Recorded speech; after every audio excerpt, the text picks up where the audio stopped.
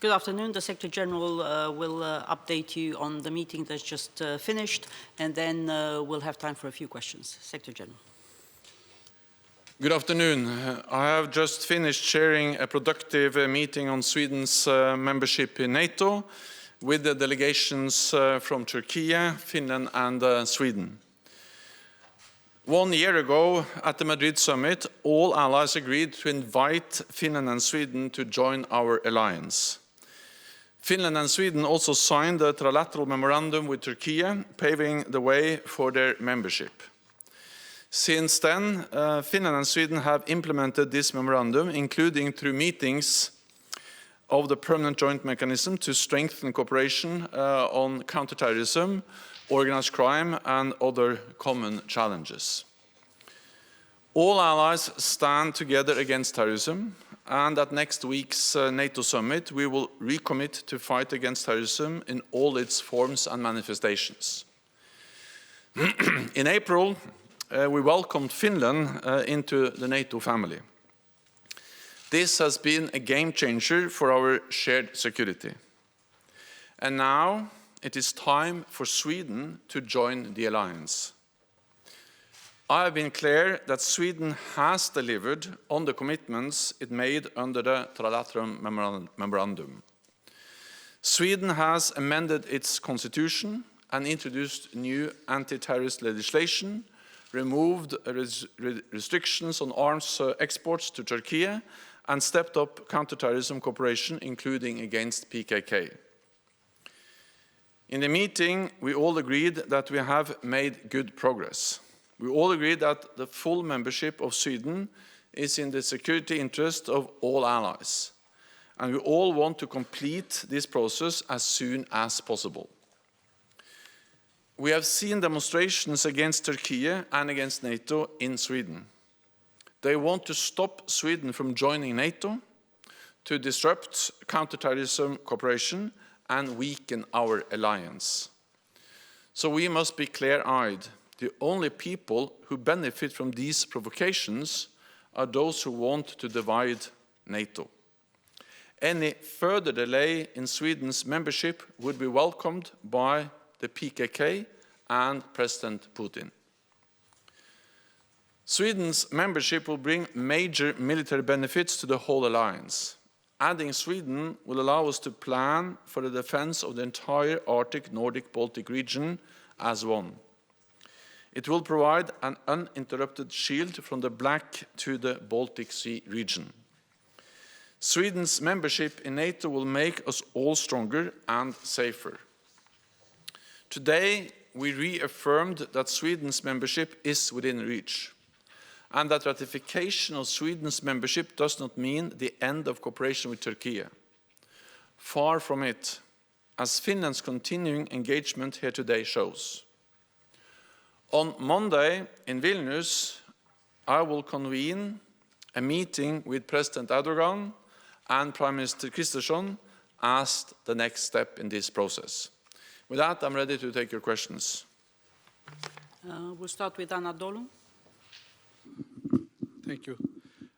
Turkish news agency Anadolu, Mr. Secretary General, you repeatedly said that Sweden has delivered on the memorandum signed in Madrid. Apparently, Turkish officials do not agree with that. Also, most recently, Sweden was at the center of reactions from the Muslim world. There was a reaction from the large part of the world.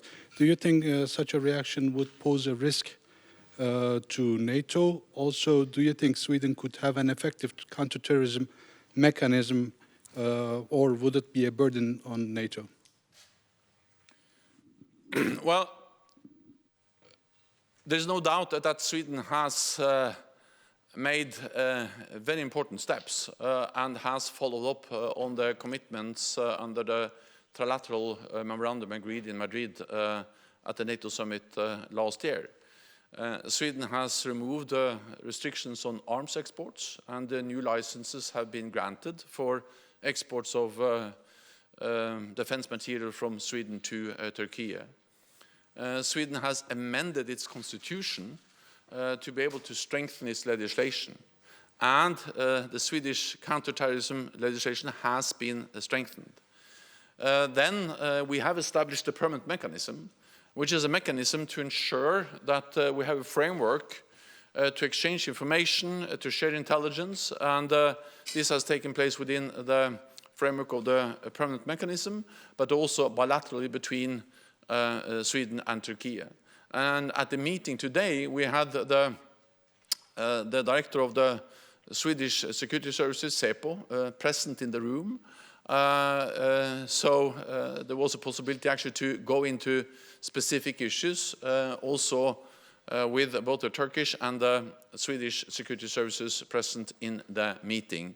And this does demonstrate a very close cooperation and the follow-up of the Madrid joint memorandum. So I'm absolutely confident that this will continue, and that was also a clear message from Sweden.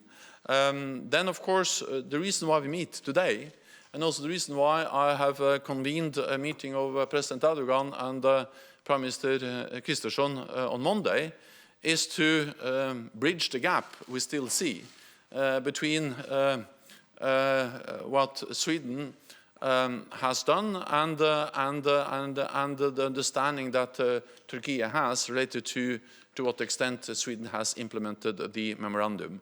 But the only way to solve those differences is by doing what we always do in NATO, and that is to sit down, to consult, and to find a way forward. And we made good progress in the meeting today.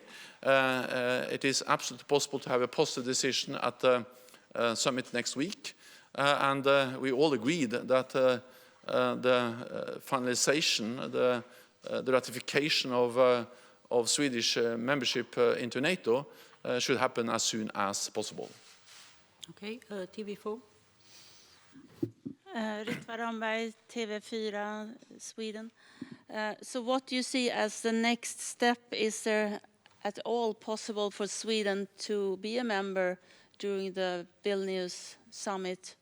Or are we now expecting a new round of negotiations after that meeting? What is possible and what we are all working to achieve is a positive decision at the summit where Turkey makes clear that they are ready to ratify. But then we still have some more work to do, and we are working on that now. We had a meeting today. We will work over the weekend, and then I will meet with the Prime Minister and the President on Monday. But of course, a ratification in the Turkish Parliament will not happen before Monday. But we can have important political decisions. But to ensure that to happen, we will work hard from now and until Monday. Okay, Yle. Thanks very much, Richard Husu, Finnish Broadcasting Company, YLE. I was wondering if you could be more specific regarding where progress has been made in these talks, and I'm also interested in your opinion on the role of this tripartite format in general, especially from the point of view of Finland, which is already a member of NATO. First of all, it is agreement that Sweden has implemented and followed up on the trilateral agreement. The difference between Sweden and Turkey is that Sweden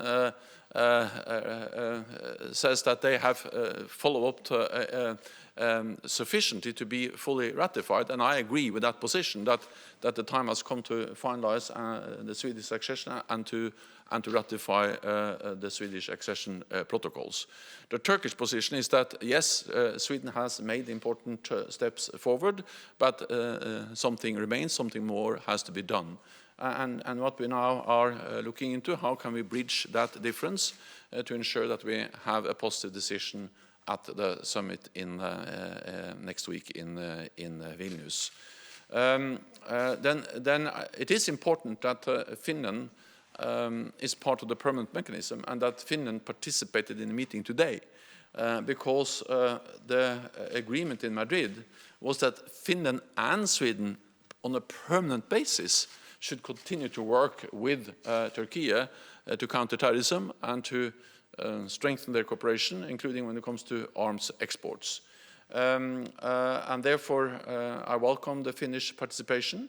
Finland will not be present at the meeting on Monday, but that's because on Monday we are going to address the specific issue on how to resolve the remaining issues between Sweden and Turkey related to the ratification of Swedish membership. But both Finland and Sweden will continue to be part of the permanent mechanism, continue to work together with Turkey to fight terrorism. You asked me about concrete examples. Well, in the meeting today, Sweden went through the specific changes they have made on the constitution, on arms exports licenses, on strengthening the legislation, and will also refer to specific cases. For instance, today there was a decision in the Swedish court to sentence a Kurdish man with attempting to extort money for a group that is outlawed in Turkey, as a PKK. And that's an example of how organized crime in Sweden is closely linked to terrorist organizations in Turkey. So, of course, for Sweden it is important to fight organized crime and also terrorism, but it highlights in a way that this is also in the interest of Sweden to fight these groups and these people, because terrorism and organized crime in Sweden is extremely closely linked, and the verdict of the Swedish court today, based on the enhanced legislation, is an example of that. Al Jazeera. Here. James Bays from Al Jazeera. It was May last year that the two countries applied to join. I remember at the time officials saying maybe you could fast-track their entry before the Madrid summit. Now we're a whole year on, another summit coming. How frustrating is this for allies? And does it project disunity as you're about to gather in Vilnius? And if I could, also a quick comment on the reports that Prigozhin is back in St. Petersburg. First of all, I think we have to remember that this has been a very quick accession process, especially, of course, for Finland. But Finland and Sweden applied in May last year. Already in June, they both were invited. And that hasn't happened before in NATO's modern history. And the decision to invite both Finland and Sweden led to, of course, the full membership of Finland a few months later. But it also made a huge difference for Sweden, because when Sweden got the invitee status in June, just weeks after the application, Sweden started to become integrated into NATO military and civilian structures. So Sweden is already in a much better and stronger place than they were before they applied, because by the decision of all allies, including Turkey, to give them the invitee status, they are now participating in NATO meetings, they sit around the NATO table, they participate in NATO's military and civilian structures, so that has been an important step by itself. And then my aim is to then finalize this process in the near future and to have a concrete and positive decision next week. So then it will still be a quick ratification process and one of the fastest accession processes in NATO's modern history, also for Sweden.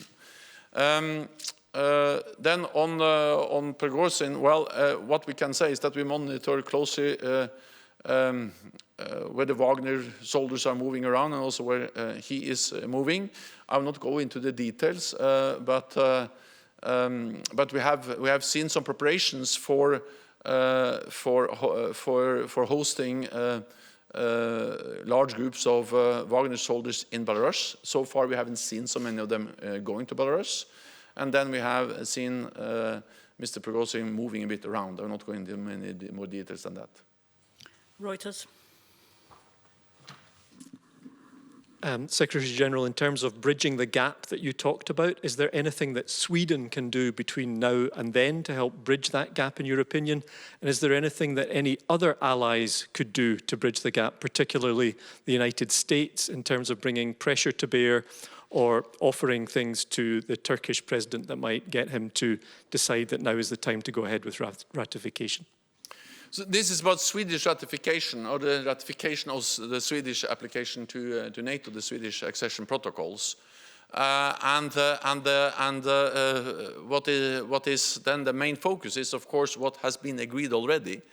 We agreed a joint memorandum where Sweden committed to do a specific list of things, which is related to lifting arms export restrictions, changing their legislation, engaging in closer cooperation with Turkey on counterterrorism, and participating in the permanent mechanism. Of course, Sweden can always deliver more under those headlines, because you can always change more information, you can always have even closer cooperation, you can always grant more export licenses. But I will not go into exactly what Sweden can do between now and the summit. This is a dialogue also which is going on between Sweden and Turkey. When it comes to other allies, I think that the message has been very clear from other allies that as all of them except for Hungary has already ratified, and by doing that they have sent a very clear message that this is something they strongly believe it's good for the whole alliance, that also Sweden becomes a full-fledged member. And in particular, the Baltic allies, they see the value for their security to have Sweden, a Baltic nation, becoming a full member. Let me also add that we met today and we agreed the memorandum last year because we recognize that Turkey has legitimate security concerns. That was stated also in the meeting today. No other ally has suffered more terrorist attacks than Turkey. PKK is a terrorist organization. They are also involved in organized crimes in many NATO allied countries. And when we can work more closely together, when we can have decisions like we have in Sweden today in the Swedish court, that is good for all of us. It's good for the fight against terrorism. It's good in the fight against organized crime. And it demonstrates that NATO allies are taking the legitimate security concerns of Turkey seriously. SVT. Yes, Regina Swedberg Ågren, Sveriges Television, SVT. What does it mean for NATO if this process keeps on going without Sweden being accepted at Vilnius meeting? And what has NATO offered Turkey in this process? And last, I would like a comment on you, Mr. Secretary, has been asked to stay on for yet another year. What's your commentary on that? So first of all, the fight against terrorism is important for the whole alliance. And at the summit, we'll actually make important decisions as an alliance in our efforts to fight terrorism, because we will agree new plans for our deterrence and defense, new regional defense plans. And the purpose of these plans is to address our two main threats, which is Russia's aggressive actions, the threats that Russia poses to NATO allies, but also terrorism. So when we increase the readiness of our forces, when we invest in new capabilities, when we have more exercises, when we increase our presence throughout the alliance, then we also are stepping up in our surveillance, in our readiness to fight terrorism in all its forms and manifestations. So NATO is stepping up in the fight against terrorism, and we will make important decisions related to capabilities, to plans at the summit in Vilnius. The first question was about. Well, so first of all, we are. Also, my main ambition is now to get this agreed by the summit. Of course, there is no guarantee, but we are working hard. We had a good meeting today. We are making progress. and I'm certain that we will continue to make progress over the weekend. And then I will meet with President Erdogan and Prime Minister Ulf Kristersson, and then hopefully we can find a common ground to make a positive decision on the completion of the Swedish accession into NATO.